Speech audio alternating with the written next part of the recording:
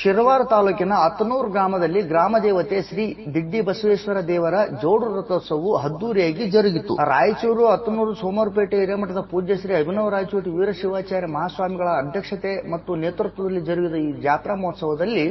ನೀಲಗಲ್ ಶ್ರೀಗಳು, ಗಬ್ಬೂರ್ ಶ್ರೀಗಳು, ಚೇಗುಂಟ ಶ್ರೀಗಳು, ಸುಲ್ತಾನ್ಪುರ ಶ್ರೀಗಳು, ನವಲ್ಕಲ್ ಶ್ರೀಗಳು, ಮಾನವಿ ಕಲ್ಮಠ ಶ್ರೀಗಳು ಹಾಗೂ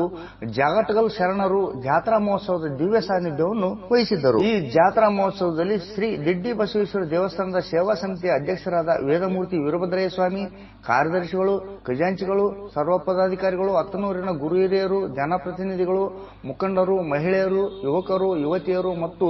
ಅತ್ತನೂರು ಸುತ್ತಮುತ್ತಲಿನ ಸುಮಾರು 15ರಿಂದ 20,000 ಸದ್ಭಕ್ತರು ಅದ್ದೂರಿಯಾಗಿ ಜಾತ್ರಾ ಮಹೋತ್ಸವಕ್ಕೆ ಸಾಕ್ಷಿಯಾದರು.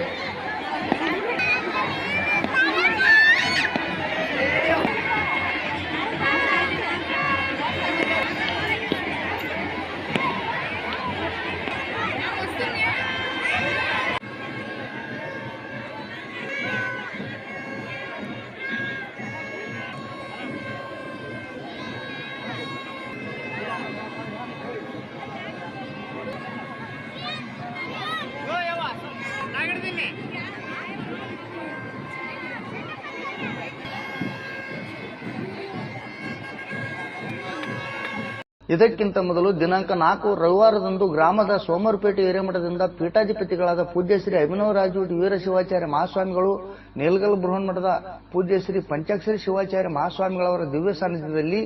ದೇವಸ್ಥಾನದ ಮತ್ತು ರಥೋತ್ಸವದ ಭವ್ಯ ಕಳಸಗಳನ್ನು ಮಧ್ಯರಾತ್ರಿ 12ರಿಂದ ಬೆಳಗಿನ ಜಾವ 5:30ರವರೆಗೆ ಗ್ರಾಮದ ಮುಖ್ಯ ಬೀದಿಗಳಲ್ಲಿ ಪಾದಯಾತ್ರೆಯ ಬಾಜಾ ಭಜಂತ್ರಿ, ಡೊಳ್ಳು ಕುಣಿತ, ನಂದಿಕೋಲ್ ಸೇವೆ, ಪುರವಂತಿಗೆ ಸೇವೆ, ಗ್ರಾಮದ ವಿದ್ಯಾರ್ಥಿಗಳಿಂದ ಒಡಪುಗಳ ಸೇವೆ, ಶಸ್ತ್ರ ಹಾಕಿಸಿಕೊಳ್ಳುವ ಸೇವೆ, ಮಹಿಳೆಯರ ಕಳಸ ಸೇವೆ, ದೀವಟಿಕೆಗಳ ಬೆಳಕಿನಲ್ಲಿ ಮೆರವಣಿಗೆಯೊಂದಿಗೆ ದಿಡ್ಡಿ ಬಸವೇಶ್ವರ ದೇವಸ್ಥಾನವನ್ನು ತಲುಪಿತು.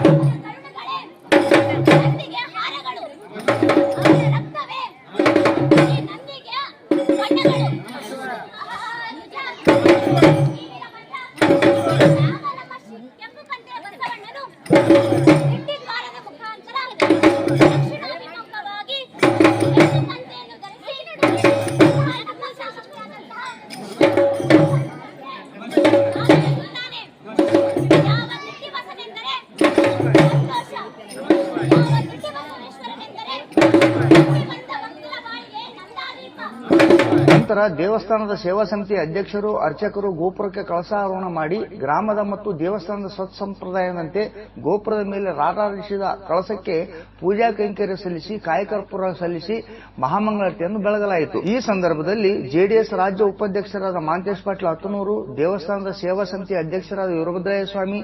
ಅರ್ಚಕರಾದ ಬಸಲಿಂಗಯ್ಯ ಸ್ವಾಮಿ, ಸೇವಾ ಸಮಿತಿಯ ಸರ್ವ ಪದಾಧಿಕಾರಿಗಳು, ಅತ್ತನೂರು ಹಾಗೂ ಸುತ್ತಮುತ್ತಲಿನ ಗ್ರಾಮಗಳ ಸಹಸ್ರಾರು ಸಂಖ್ಯೆಯ ಸದ್ಭಕ್ತರು ಉಪಸ್ಥಿತರಿದ್ದರು.